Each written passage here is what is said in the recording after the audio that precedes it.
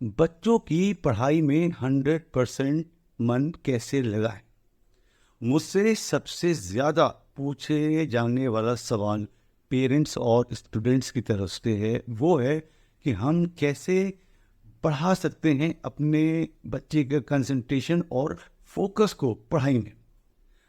और अब जो एग्ज़ाम्स आने वाले हैं तो ज़्यादातर बच्चों का ये सवाल है कि हम कैसे अच्छे मार्क्स ला सकते हैं आने वाले एग्जाम्स में, हम अपनी परसेंटेज कैसे बढ़ा सकते हैं। आज मैं इस वीडियो के थ्रू आपके साथ शेयर करने जा रहा हूं 7 स्टडी साइंटिफिक टिप्स जिसकी आपको बहुत ज़्यादा फायदा होने वाला है। और दोस्तों, इस वीडियो में मैं आपके साथ शेयर करने जा रहा हूं 7 साइंटिफिक स्टडी टिप्स जिससे आप बहुत फ़ायदा उठाएंगे।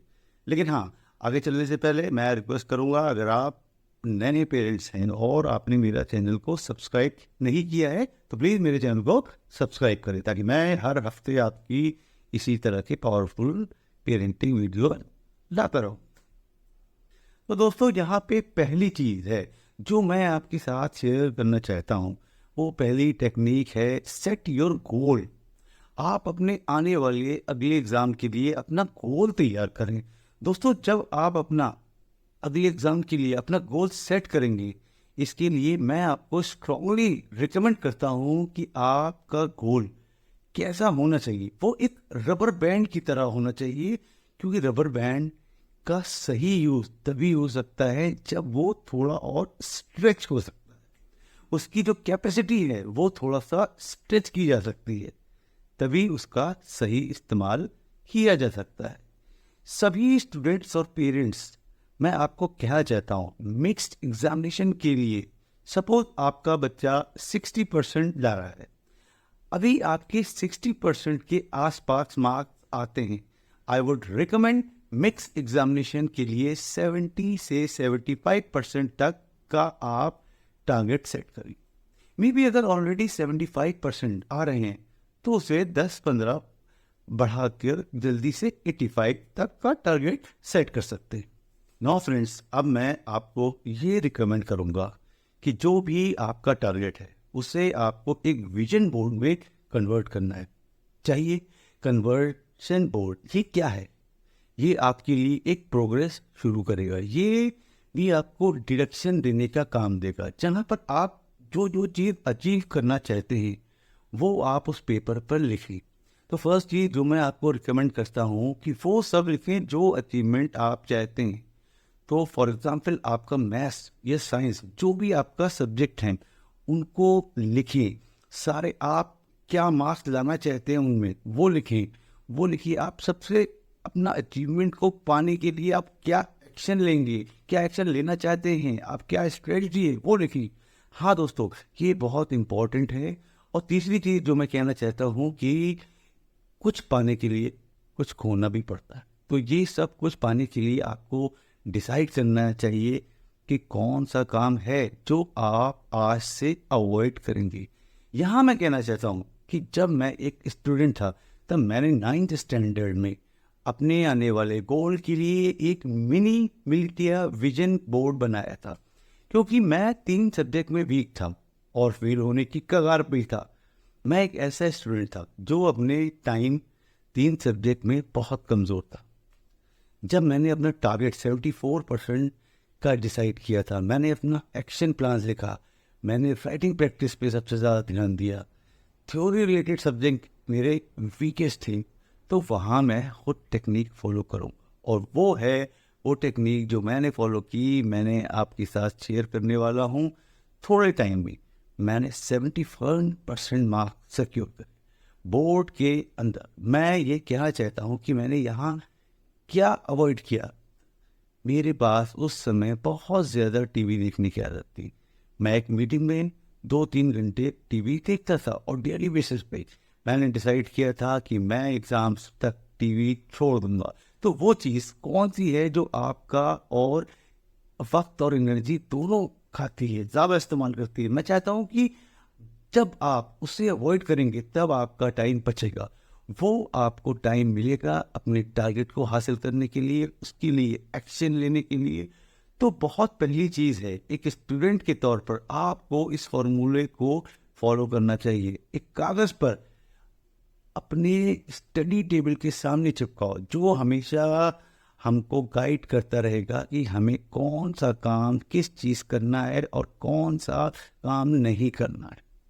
Now next and second technique is art audio recording technique. जब आप पढ़ाई के लिए बैठते हैं, बहुत बार होता है कि हम ट्राई करते हैं 2 बार 4 बार, लेकिन वो हमें याद रहता नहीं। इन दैट केस दोस्तों, मैं आपकी एक टेक्निक बताना चाहता हूँ। मैं उस टेक्निक का नाम देना चाहता हूँ आर्ट टेक्निक। ये है ऑडियो रिकॉर्डिंग टेक्निक। तो दोस्तों, कई बार होता है कि मोस्टली जब हम एक क्वेश्चन पढ़ने बैठते हैं तो हमें एक क्वेश्चन आ गया, दूसरा क्वेश्चन आता है, तीसरा क्वेश्चन याद नहीं हो पाता, कोशिश के बाद भी वो याद नहीं हो पा रहा, कई बार कोशिश करी तब भी याद नहीं हो पा रहा।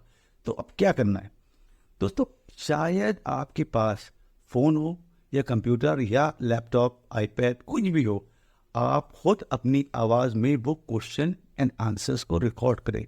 अपनी खुद की आवाज़ में उसके बाद में आप घूमने जाते हैं या आप किसी का वेट कर रहे हैं, आप कहीं स्विंग पर बैठे हैं ईयरफोन लगा के, आज से वो नया सिंगर आप होंगे और उससे खुद को सुनाएंगे। और एल्बम का नाम हो सकता है साइंस, मैथ्स, केमिस्ट्री, फिजिक्स या कोई भी सब्जेक्ट। शायद आपको ये मैथ्स के लिए फॉलो करेंगे या एमसीक्यूज के लिए करेंगे। लंबे क्वेश्चन आंसर को याद करने के लिए आप कर सकते हैं ऑडियो रिकॉर्डिंग टेक्निक का यूज। नाउ थर्ड टेक्निक की तरफ बढ़ते हैं and that is effective revision. दोस्तों, रशिया में की गई रिसर्च के मुताबिक जब भी कोई स्टूडेंट पढ़ने बैठता है तो वो उसका कुछ ही देर में भूल जाता है, और अगर कुछ घंटे बाद सोने से पहले रिवाइज करते हैं तो मैक्सिमम चांसेस बनते हैं कि वो आपको याद रहे। दोस्तों, उस इंफॉर्मेशन को भूलने के चांसेस पहली बार में सबसे ज़्यादा होते हैं। मैं आई रिपीट, सबसे ज़्यादा भूलने के चांसेस होते हैं। इस रिसर्च से हम ये सीखते हैं कि जब भी मैक्सिमम मेमोरी लॉस के चांसेस होते हैं तभी हमें ये सब्जेक्ट रिवाइज करना चाहिए। तो दोस्तों, वो गलती जो सबसे ज़्यादा स्टूडेंट करते हैं वो है एक बार लेसन सीख लेते हैं, जब सीखते हैं और उसके बाद उसको रिवाइज कब करते हैं? ज़्यादातर स्टूडेंट एग्ज़ाम के दिन पहले रिवाइज करते हैं। अगर हम रिसर्च को ध्यान में रखें तो तब तक 10 से 15% के आसपास ही याद रहेगा, और इसी वजह से आप पहले एग्ज़ाम में जो कुछ भी किया है वो दूसरे एग्ज़ाम तक याद नहीं रहता है। इसलिए मैं आपको एक पावरफुल और इफेक्टिव रिवीजन मेथड देना चाहता हूँ। दैट इज़, पहला रिवीजन जो होना चाहिए वो है same day before you go to sleep. उसी दिन सो जाने से पहले। सपोज आज के दिन मैंने अपने 3 चैप्टर्स सीखे हैं, मैं आपको रिकमेंड करूँगा कि रात के सोने से पहले 4th चैप्टर लर्न नहीं करेंगे तो चलेगा, लेकिन मैं आपको रिकमेंड करता हूँ कि जब भी अपने 3 चैप्टर सीखे हैं उनको एक बार रिवाइज करो, और दूसरी बार का रिवीजन मैं आपको स्ट्रांगली रिकमेंड करूँगा कि अब कुछ नया सीखने से पहले, मतलब कि 4th चैप्टर को लर्न करने से पहले, जल्दी से उस चैप्टर में मेंशन किए गए सभी बुलेट्स पॉइंट्स को रिवाइज करो। ऊपर से एक बार एक क्विक रिवीजन करो। शायद आप 3 चैप्टर्स का क्विक रिवीजन में 5 से 10 मिनट के अंदर कर लेंगे, ये ज़रूर है, हो जाएगा। तो कुछ नया सीखने से पहले एक बार रिवाइज करो और रात को सोने से पहले भी करो। मैं गारंटी देता हूँ जब आप ये 2 बार करेंगे शायद आपका बच्चा रिवाइज करेगा और अगली एग्जामिनेशन में वो टॉपिक, वो सवाल, वो जवाब बहुत आसानी से याद रहेगा उसे, और उसकी वजह से एग्ज़ाम का स्ट्रेस और फ्रस्ट्रेशन वो अलग तरीके से कम होगा। तो दोस्तों, हम आगे बढ़ते हैं अगली टेक्निक की तरफ, और वो है हैप्पीनेस एक्टिविटी। आपके खुशी का कोई भी तरीका, जैसे बच्चे को खुशी मिलती हो, तो आज से लेकर आने वाले एग्जाम्स के बीच में आपको ये एक्टिविटी ज़रूर करनी है। ज़्यादातर स्टूडेंट को खुशी के लिए ये करना चाहिए। मैं कहना चाहता हूँ कि खुशी का काम ये है जहाँ आप खुद एक्टिव हैं और पैसिव नहीं। आप टीवी देखने में पैसिव हैं, आप सोशल मीडिया में पैसिव हैं, तो वो मैं नहीं कहना चाहता हूँ। मे बी बच्चा कुछ ऐसी एक्टिविटी पसंद करता हो, शायद गिटार बजाना पसंद करता हो, मे बी शायद पियानो बजाना पसंद करता हो, या शायरी का शौक हो, मे बी शायद दौड़ना, मे बी जॉगिंग करना, साइकिलिंग, कोई ऐसी चीज़ पसंद है जो आपको खुशी देती है। मैं आपको स्ट्रांगली रिकमेंड करता हूँ कि आप आज से इसे डेली बेसिस पर एग्ज़ाम तक इस प्रैक्टिस को आधे घंटे के लिए, 1 घंटे के लिए इस्तेमाल करें, कुछ बीच में वक्त निकालिए। तो मेरे लिए ये सबसे अच्छी खुशी की एक्टिविटी है। ये तो वॉकिंग या जॉगिंग सबसे अच्छी खुशी की एक्टिविटी है मेरे लिए। या नंबर मैं बैडमिंटन खेलता हूँ, या दोनों में मेरी खुशी की एक्टिविटी है। मैं आपसे पूछना चाहता हूँ कि आपकी खुशी की एक्टिविटी कौन सी है, जो आप पढ़ने के अलावा घंटे 1.5 घंटे किसी चीज़ में इस्तेमाल कर सकते हैं। इससे बहुत फ़ायदा मिलता है। जो भी प्रेशर होता है उसको रिलीज़ करने के लिए, वैसे ही प्रेशर कुकर के अंदर भी सीटी होती है। जब प्रेशर बढ़ जाता है तो सीटी निकलने लगती है। उसी कुकर की तरह मैं कहना चाहता हूँ कि जब हम हर दिन पढ़ते हैं, एग्ज़ाम का टेंशन लेते हैं, कोई बात नहीं। Now comes our next technique, create a daily study routine. अब दोस्तों, अगर आप पढ़ रहे हैं, लेकिन दोस्तों अगर आपको पढ़ने में ज़्यादा मेहनत नहीं करनी है, आपको ज़्यादा स्ट्रेस नहीं लेना है, तो मैं कहना चाहता हूँ कि आज से पढ़ने की एक आदत बना लो। क्योंकि आपका ब्रेन जो भी कुछ बार बार करता है ना, वो उसको एक आदत बन जाती है। जब वो एक आदत बन जाती है तो उसमें ज़्यादा दिमाग लगाने की ज़रूरत नहीं होती है, आपको ज़्यादा मेहनत नहीं डालनी पड़ती है। तो दोस्तों, मैं आपको पूछना चाहता हूँ कि अगर कोई स्टूडेंट अगर 1:30 बजे को लंच करता है और रोज़ उसी टाइम लंच करता है, 2 महीने बाद उसको ठीक उसी टाइम भूख का एहसास होने लगता है। जैसे हमारा सोने का वक्त फिक्स है, टीवी देखने का वक्त फिक्स है, दोस्तों के साथ खेलने का वक्त फिक्स होता है। मैं कहना चाहता हूँ स्कूल टाइम मोस्टली फिक्स होता है, ट्यूशन टाइम मोस्टली फिक्स होता है, लेकिन कौन सी चीज़ फिक्स नहीं होती? क्या आपको पता है अपनी पढ़ने का वक्त? मैं आपको कहना चाहता हूँ कि अगर आप अपने अगले एग्जाम्स के लिए ज़्यादा मार्क्स लाना चाहते हैं, और अगर आप हर दिन 2 घंटे पढ़ने की आदत डाल लेते हैं, ये अगर आप हर दिन 2 घंटे पढ़ेंगे मगर एक फिक्स टाइम पे, क्योंकि अगर हम अलग अलग वक्त पे स्टडी करेंगे तो आपकी बायोलॉजिकल क्लॉक सेट नहीं होगी। ये हो सकता है, इसलिए मैं आपको स्ट्रांगली रिकमेंड करता हूँ कि मैं 3 बजे से 5 बजे तक पढ़ूंगा, और शायद रात को 1 बजे तक भी पढ़ूंगा। क्या है वो टाइम? ये आपको फिक्स करना है एक टाइम, किस टाइम आपको पढ़ना है। तो दोस्तों, धीरे धीरे आपका ब्रेन लर्निंग की हैबिट बनाएगा, और इससे जब आप वो पढ़ोगे तब आपको चीज़ें याद होना शुरू हो जाएंगी, नींद नहीं आएगी, क्योंकि वो आपकी हैबिट बन चुकी है। आप इसके लिए बैठोगे, आप पढ़ने में बोर नहीं होगे, आप पढ़ते पढ़ते सो नहीं जाओगे, आप जो भी पढ़ोगे आप वो पूरी फोकस के साथ और कंसंट्रेशन के साथ पढ़ पाओगे। और इसके लिए आप अपने बायोलॉजिकल क्लॉक को सेट करके रखिए। अब नेक्स्ट टेक्निक की तरफ चलते हैं, और ये बहुत ही पावरफुल टेक्नोलॉजी है, और दैट इज डेली मेडिटेशन।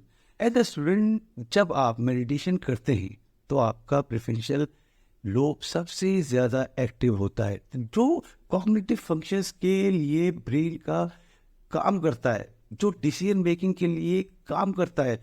और दोस्तों, जब वो एग्जाम्स में आंसर लिख रहे होते हैं तो आपको डिसीजन लेना पड़ता है।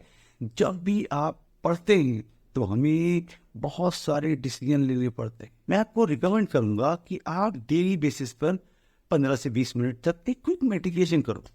और अगर आप मिरर मेडिटेशन करना चाहते हैं तो उसे करें, क्योंकि लाखों स्टूडेंट्स ने मुझसे जुड़कर ये मेडिटेशन किया है और उसकी वजह से उन्हें बहुत फ़ायदा हुआ है। नाउ नेक्स्ट टेक्निक, और सबसे इम्पोर्टेंट चीज़ जो मैं आपको बताना चाहता हूँ, अवॉइड इनऑप्सिटी।